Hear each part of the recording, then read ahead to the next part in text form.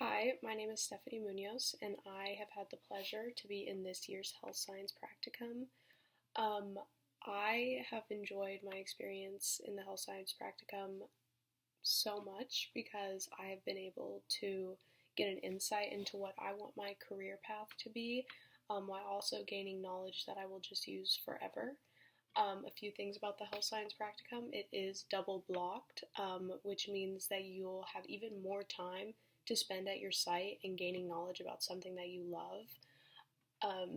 It's a honors class, so you'll get that boost in your GPA, again, while literally doing something you love, and I think that that's just a win-win, and all you have to submit, the work that you have to do for class, is a journal and a time sheet, um, which is great because that allows you to be more in person to your site, be more like there and not having to think about, oh my god, like I have this assignment due tonight for this or this.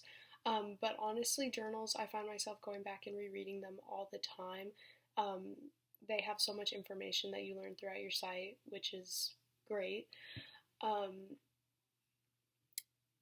Another great opportunity you get is you get to go to Seton for 6 weeks in the spring. So I feel like that this will really help for people if you're not in a very fast-paced environment at wherever you're shadowing, because at Seton it's definitely very fast-paced. You're in a more like gotta go kind of energy. So I think that's great for people who are shadowing at like just places that aren't as go. So a few places that I've heard that people in my health science practicum are shadowing at are vet clinics, dental offices, physical therapy places, pain centers, and the list goes on and on.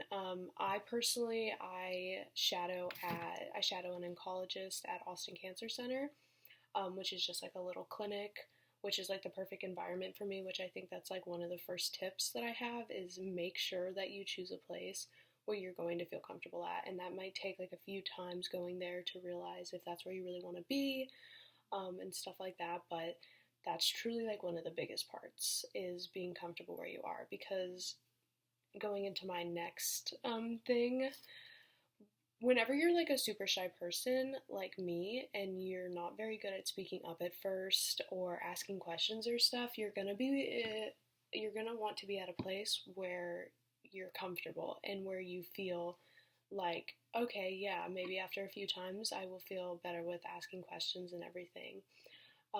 Asking questions and everything, you might feel like you're a burden, but all it does is add more respect to you being there.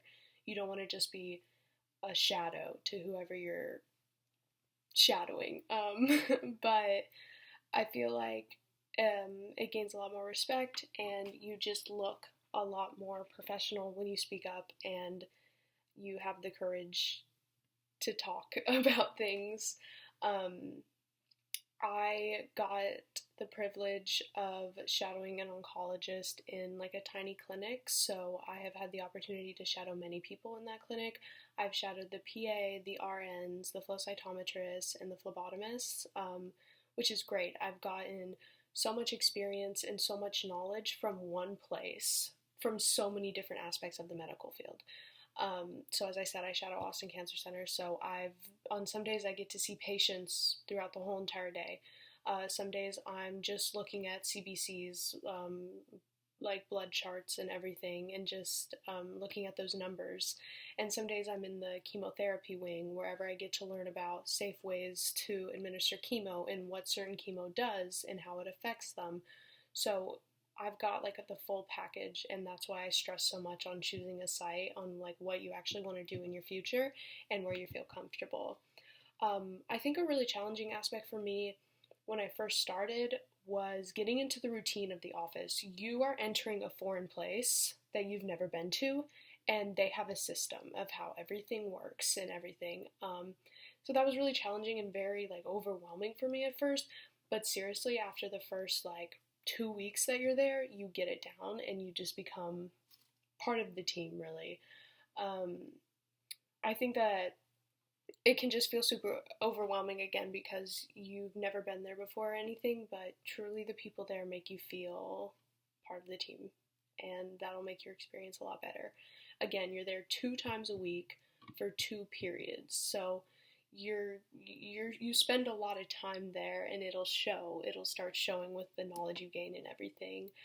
um I moving on to like skills that I've learned, going back to how I get to see patients all the time because the main person that I shadow is the oncologist, so the doctor at the site. We're going from patient room to patient room to patient room. At first, it was really hard to start engaging with them. I would just be kind of standing in the corner, and like the only words I would say would be "Have a good day."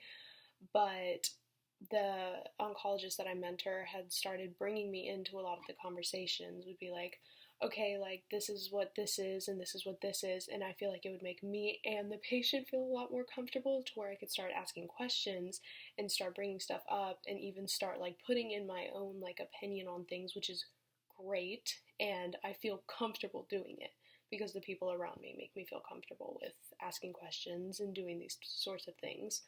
Um, I think that as well as learning communication skills while you're around all these different people from like everywhere, patients, people that work there, and everything, you are going to become a lot more personable.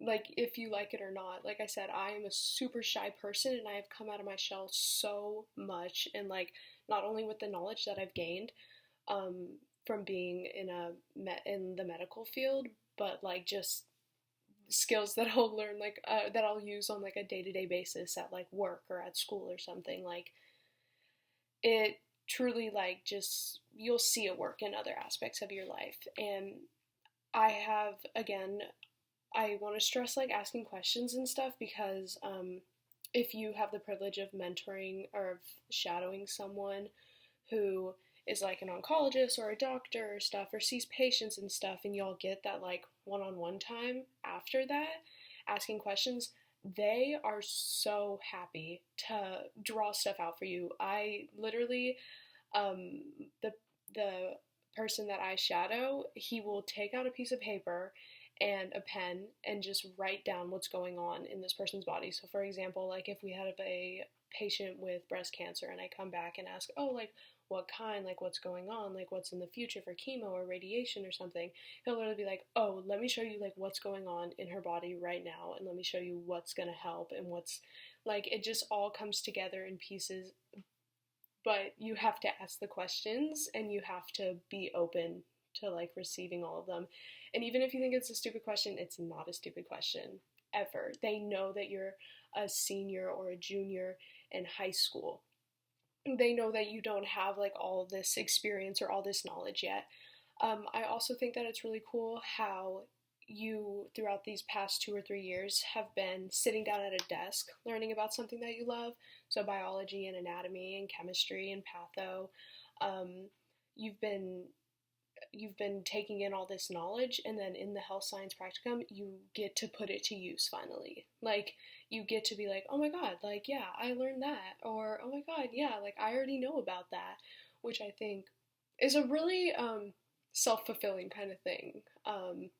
So it's really cool. And back to the journal and timesheet, as I was talking about, that is your only thing that you have to do, but it can catch up to you. That has to be submitted at 11:59 every single time that you're there, and it will catch up to you, so you have to make sure that you stay on top of that. And like I said, it shouldn't be like a burden. Like I said, I find myself going back and rereading those journals all the time because of all the knowledge that I have written down there. One other thing is you're probably going to have to learn to walk pretty fast. That's something that I've learned in the medical field while shadowing the people that I shadow, is you got to be a fast walker to keep up with them.